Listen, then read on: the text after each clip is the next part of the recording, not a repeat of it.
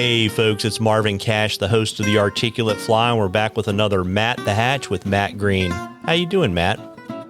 How's it going, Marvin? You doing okay? I'm just trying to stay out of trouble, and I'm ready to learn about midges. Yeah. We'll talk about midges a little bit. Here in the Southeast, we have a lot of midges. The Diptera, which are the order that the midges belong to, the midges are called the Chironomidae. The Diptera, or the most diverse order of insects, in the aquatic insects in the world and in the Southeast, which is quite phenomenal. I mean, they're really these true flies, the Diptera. They inhabit about every kind of microhabitat you could ever think of, in deadwood, in riffles, in runs, in sand, in silken tubes, in sand, and then in deadwood, even living on other arthropods that are fully aquatic, mostly dragonfly larvae, which we can talk about at some point. They're really cool. They actually feed on the hemolymph for the blood of dragonfly larvae, believe it or not. Quite phenomenal. And there are 6 subfamilies. And I'm telling you these just for people that may want to know, but they're Podonomyini, Ctenopodini, Diamycini, Prodiamycini, the Orthoclidini, and the Chironomyini. And the Chironomyini are the most important because they contain a tribe of midges. That's a classification level tribe called the Chironomyini. And these are famous for being these red hemoglobin midges. And when I say hemoglobin midges, these are midges that actually produce hemoglobin that they store dissolved oxygen in. And so if the DO levels or the dissolved oxygen levels of whatever water body they're in go past a certain point and they would potentially die, they go to that hemoglobin store where that dissolved oxygen is contained. And they use it for respiration, which is really cool. Yeah, absolutely. I think that's what people imitate with the candy cane midge, right? Yeah. And I call I have a name for it. I don't know where you got the candy cane midge name, but I've been calling what I use that a little bit. But so the midge larvae, right? Mm-hmm. They can be red. The larvae are typically a couple of different colors. And it really depends on if they're in streams or rivers or in ponds, and their sizes are correspondent to those habitats. They can be cream, they can be red, they can be cream and red, which makes them look like a candy cane, that typical red, white candy cane a little bit. They can be gray or green. Folks normally time with curved hooks. I do that too. Some folks are moving away from pure curved hooks to jig hooks. That's a really big movement right now, using tongues and beads to get these things down pretty quick in the water column when you're fishing larvae, either on a tight line with a check setup, or just a dry dropper setup, or just a double nymph typical setup, with 2 split shot, 3 split shot, however many split shot you need to fish to a specific fishing situation. That's situational fly fishing there. And these curved hooks are anywhere between size 28 or 26 for some of the smallest, to 16, or even size 14 in lakes. In ponds and lakes, cream and red midges are predominant, and they can really get big sizes, ranging anywhere between 18 or 14 or even 12. I mean, they can be very large. In streams and rivers, they tend to be a lot more smaller. Cream midges, which are more predominant of the early instars or developmental stages, typically small hook sizes ranging from 28 to 22, with red and red cream midges that are further along in development, ranging from hook sizes 20 to 18, and then green midges and solid red, larger midges, they're going to be a little bit further along in development hook sizes 18 to 16. And so whether you're fishing in streams or rivers or ponds, what color you use is going to be kind of different, and the hook sizes are going to be different and corresponding to those habitats.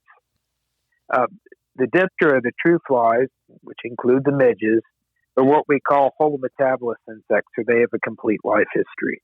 That means they have an egg phase, a larval phase, a pupal phase, and an adult phase. And that pupal phase is this phase of rapid development, typically where the insect is a good bit larger than it is in the pupa, but actually, and a good bit larger than it is in the adult. The adults tend to be smaller because the pupa is mostly just water weight in the end, and so is the larva to a certain degree.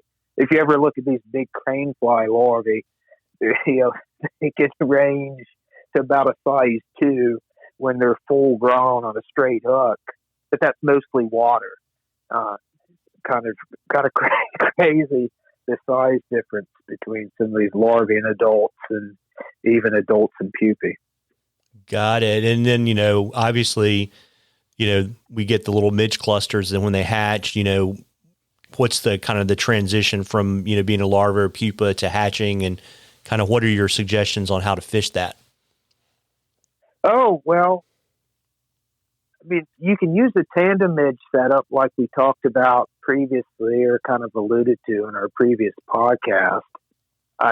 Typically what I like to do is to fish the emergent adults that are right on the surface. The pupa is going to spend a little bit of time on the surface of the water as it emerges, but doesn't really take all that long for it to emerge and become an adult. And so that's why I think the adults are a little bit more important to fish. And what I fish are mostly smaller insects, anywhere between a 28 and a 26 or a 24.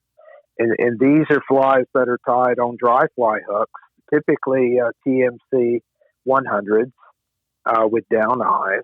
And it's just really a simple thread body with maybe 1 or 2 wraps of thread, and then a single to a 1.5 wrap of grizzly hackle that, it corresponds to the size of the hook you're fishing. And these adults can be yellow, gray, green, or black.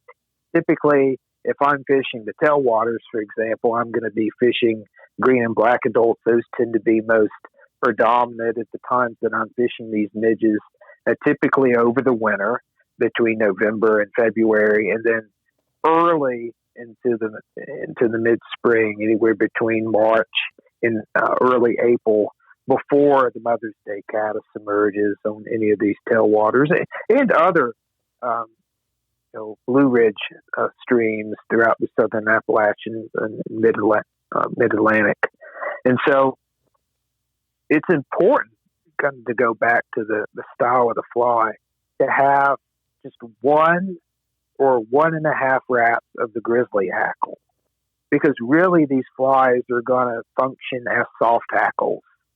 And so as you fish them on a tight line using kind of a lesson ring lift technique, typically on a 9 to 12 foot leader, and separated by about 2 feet to 2.5 feet of 6 or 7X. As you're fishing these small flies, 5X is going to be a little bit too big. About the cutoff for 5X is really about 16 or 18 size hook.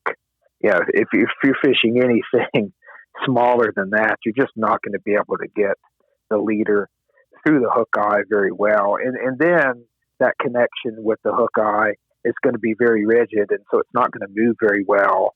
It's not going to appear very lifelike, and it's going to drag. And so you really need to fish a 6 or 7X tippet or leader material with these smaller flies. Now, if you're going up to like a larger size 16 green or gray midge, for example, in an adult, then you might be able to get away with 5X, but still it might drag just a little bit. And even then, going with the larger leader, you're going to have to lift the rod tip at a little bit larger, greater angle than you would by fishing these smaller flies. I mean, you're going to hold the rod at about a 45 or 30 degree angle, and then you're going to lift the elbow and the shoulder and kind of lift the rod up and kind of lift the line off the water when doing this. And that rises the flies through the water column, even if they're sinking a little bit. And you can use a little frog spanny initially to kind of keep them on the surface. And really, you're looking at casting distances of about 20 to 40, maybe 45 or 50 feet is about the greatest you can have control with this technique. And so you really need to be fairly close to the fish, casting to the left or the right of the fish, lifting the rod and the handle up with the elbow and the shoulder.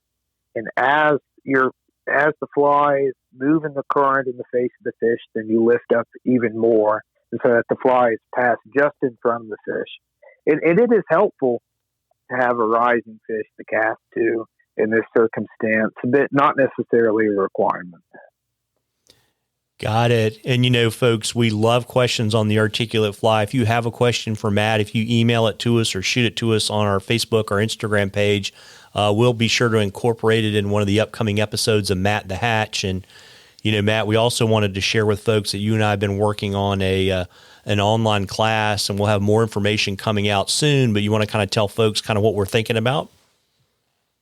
Sure, Marvin. We're going to do a little teaser of how to identify and how to fish and how some of these insects are related to your fishing for the most important mayflies, stoneflies, and caddisflies. And in a week or two, we're going to give you a little teaser kind of showing 1, 2, or 3 of each of these groups. And so tune into that, and you'll get an idea of how to apply some of this knowledge to your fly fishing. We talked about larvae and adults.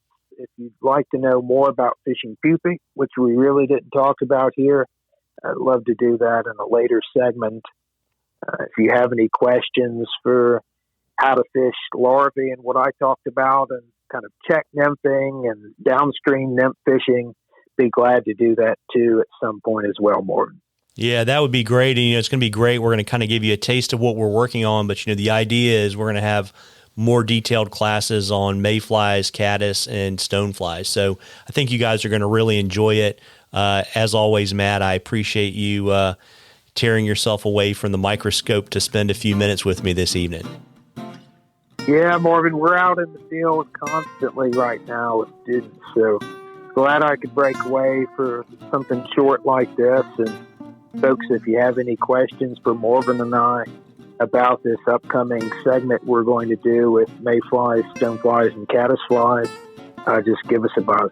Absolutely. Well, listen, folks, tight lines, everybody. Tight lines, Matt. Thanks, Marvin. All the best.